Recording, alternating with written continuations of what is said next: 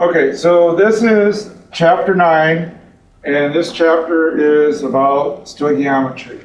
Now, there are a couple of different types of stoichiometry. Actually, one of the things we've been doing throughout the course of this year is we've been doing what's been called composition stoich. Okay, and we've actually done this. And what composition stoich is, it's when you deal with the mole relationships of elements in a compound.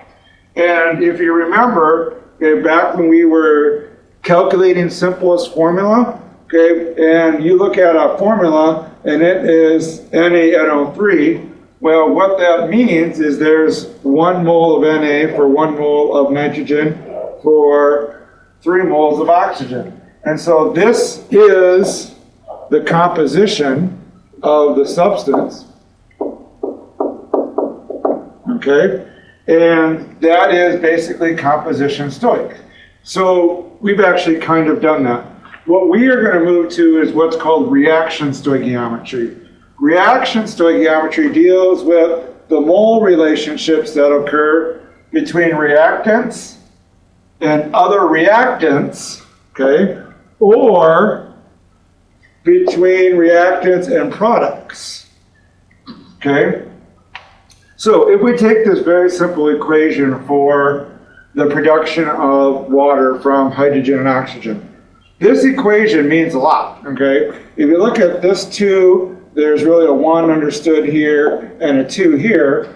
What this equation really means is that 2 molecules of H2 react with 1 molecule of O2 to form 2 molecules of H2O. So that's what that means.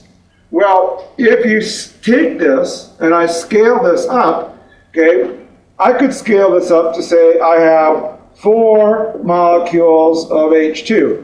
Well, if I have a total of 4 molecules of H2, how many molecules of water do you think you would need?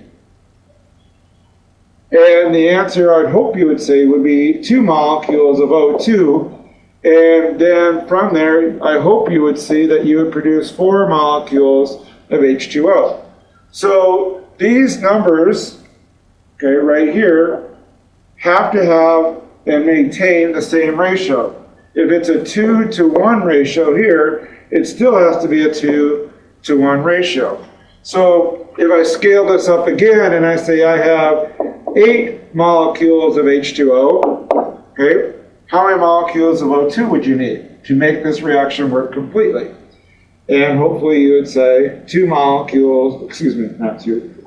molecules of O2, and that would produce 8 molecules of H2O.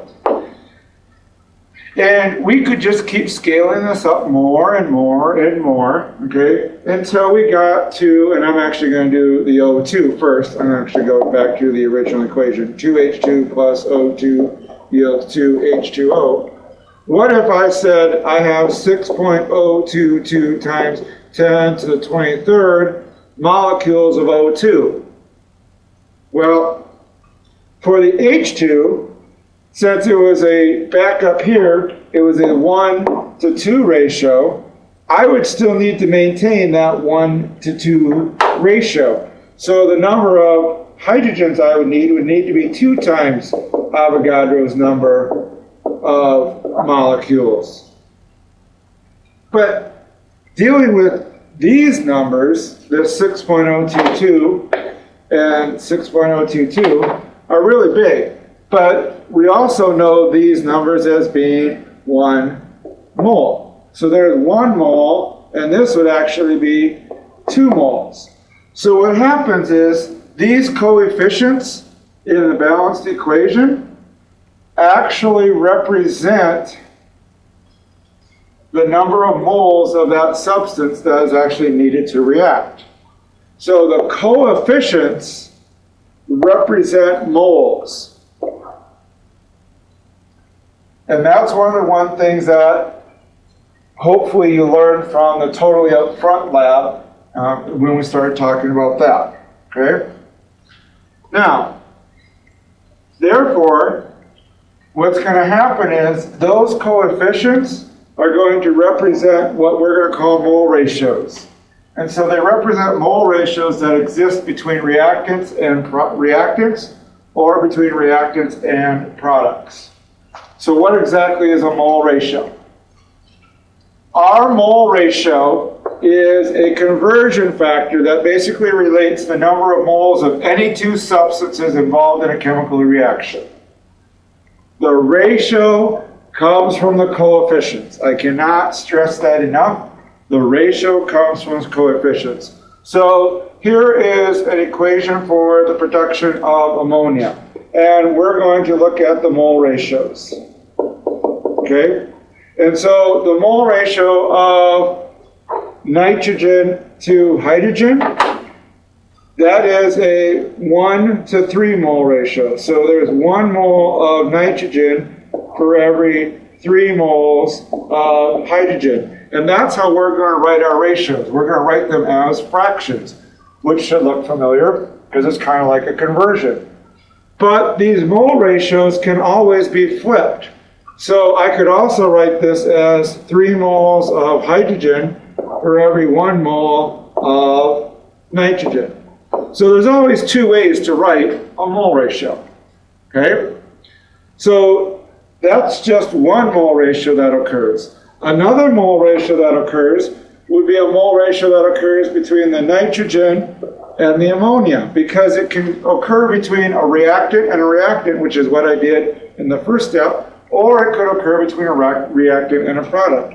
So that mole ratio would be 1 mole of N2 for every 2 moles of NH3, or you could flip it. It could be 2 moles of NH3 for every 1 mole of N2. So that's a second mole ratio. There is also a third mole ratio that could occur. The third mole ratio could be between the hydrogen and the ammonia. And that particular mole ratio would be a 3 to 2 mole ratio. So I have 3 moles of H2 for every 2 moles of NH3, or 2 moles of NH3 for every 3 moles of H2. So there are lots of different mole ratios that you can get from a reaction. So the first type of problem we're going to look at is what is called a mole-to-mole problem. And in a mole-to-mole problem, what happens is you are given a number of moles of one substance, and then you're asked to calculate the number of moles of another substance in the reaction. So, I kind of have a general form here. We start with moles of some compound A, and we are going to use the mole ratio to convert to moles of compound B. So, generally speaking, we're going from moles of A to moles of B. So, what we're going to do is we're going to set this up in a T box. So, I'm going to have some unknown moles of A. So, I'm going to have a known moles of compound A. And in order to change that to moles of B, what I'm going to do is I'm going to multiply by the mole ratio, which I get from the balanced equation of B to A. Okay? So, we're just going to give you an example here. So, here's a very simple single replacement reaction. And I'm going to ask how many moles of HCl are required to react with 0.75 moles of magnesium in the following reaction. Okay, so my A is 0.75 moles of magnesium. Okay, and my ratio is going to be between magnesium and HCl, because my question is asking how many moles of HCl. Okay, so my mole ratio that I'm going to deal with is going to be 2 moles of HCl for every 1 mole of Mg. that's my mole ratio. It's a 1 to 2 mole ratio. So this is actually a kind of a problem we could really do in our heads, okay? But I want to show you the math, because if it's a 1 to 2 ratio, if I have 0.75 moles of Mg, and I have a 1 to 2 ratio, that would mean I need twice as much of this. So I would need 1.50 moles of HCl, okay? Because that would still be a 1 to 2 mole ratio. But I want to be able to solve every type of problem like this. So I'm going to ask you to set it up mathematically, where I'm going to take 0.75 moles of Mg, and I'm going to multiply it by that mole ratio. And the mole ratio is this mole ratio right here. And that mole ratio then would be 2 moles of HCl for every 1 mole of Mg. And as you can see, in this now, moles of Mg cancel. So now I'm just going to do the math in my T-box that I've been doing all year long. I'm going to be taking 0.75 times 2, which is 1.50 moles of HCl. And so I got the same answer that I did in my head, but the point is, we're not always going to have nice, neat numbers, as kind of proven in the lab that we just did.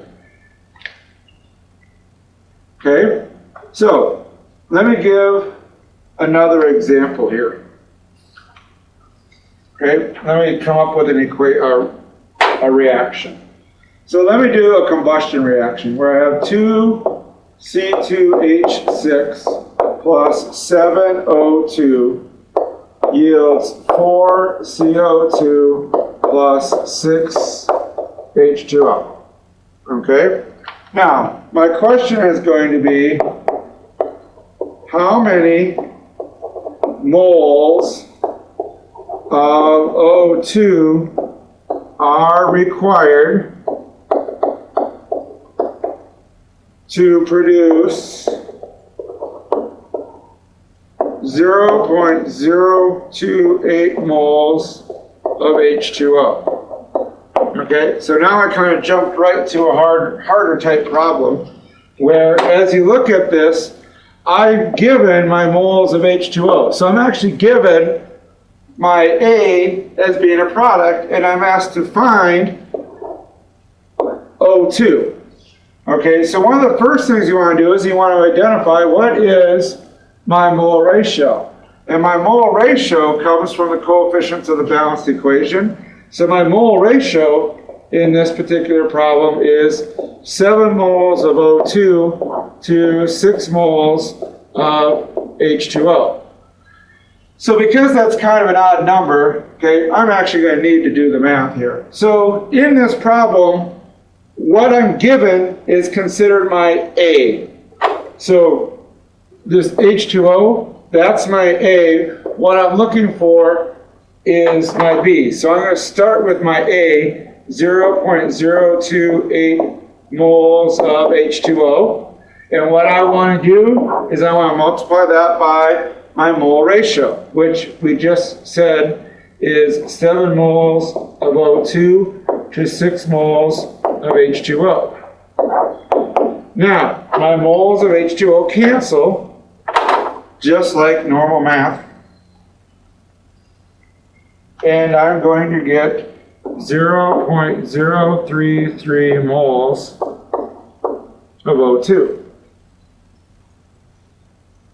So this is what's called a mole-to-mole stoichiometry problem. Okay? Let me do another one here. Let me ask this question. How many moles of Na will react with water to produce 4.0 moles of hydrogen? Okay. Okay, so this is a single replacement reaction where I'm going to take Na plus H2O and go ahead and write in your products.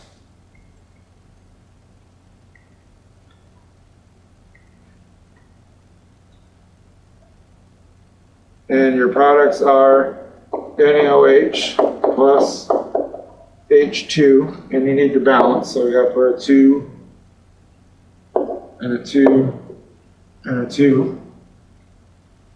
Okay, now this is a little bit easier, but in this, okay, I am starting with 4 moles of H2. What I want to find is how many moles of Na do I have? Well, you need to go and find your mole ratio. Okay, my mole ratio will be between Na and H2.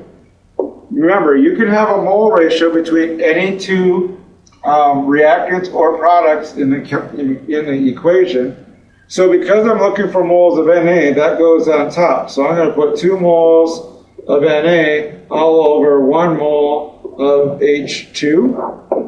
And then that comes out to be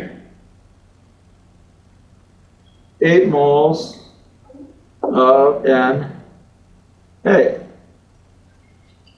And if you look at the mole ratio itself is 2 to 1. And if you look at your answer, okay, I have 8 moles of Na and I have 4 moles of H2. That's still the same 2 to 1 mole ratio. It's just a bigger number.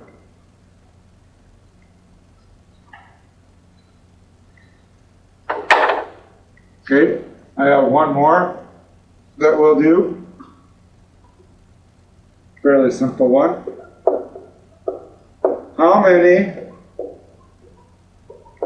moles of lithium chloride will be formed by the reaction of chlorine with 0.046 moles of lithium bromide.